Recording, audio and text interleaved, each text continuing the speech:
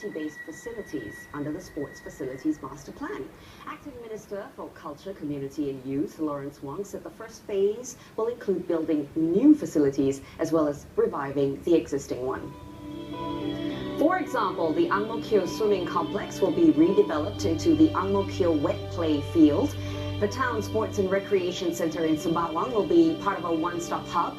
NSAs can now tap into a $25 million fund to support innovative ideas.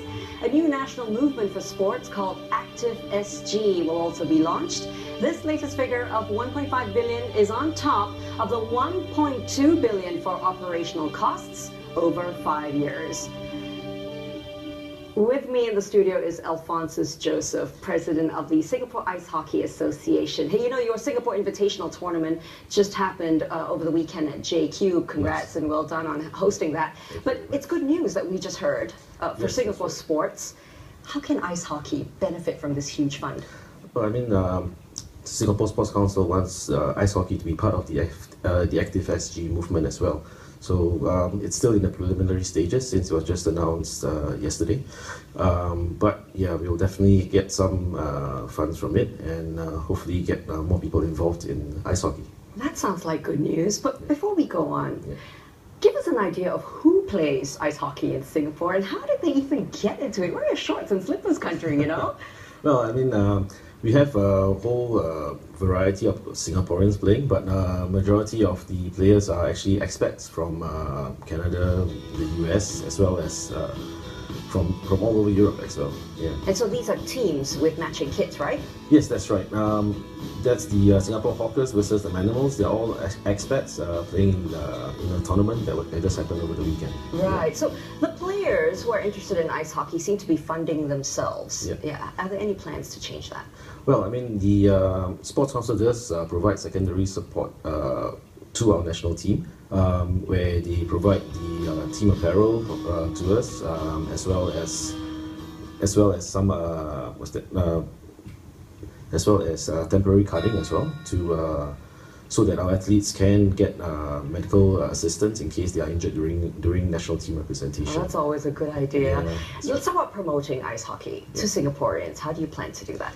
Well, we actually just got our coaching syllabus approved by Sports Council. So we have a NCAP certified coaching syllabus.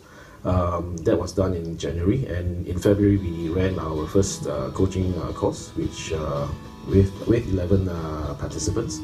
So right now in March, we are trying to start in partnership with the rink to start a learn to play program where kids, especially Singapore youths, can come and try out the sport. Okay, good initiative there. But let's talk about starting up an ice hockey hobby. Yeah, I mean, how much does it actually cost your kit? You know, your rink fees and all that. Well, with the new Learn to Play program, the International Ice Hockey Federation, our global body, has actually provided us with 150 sets of gear to help us out with the Learn to Play program.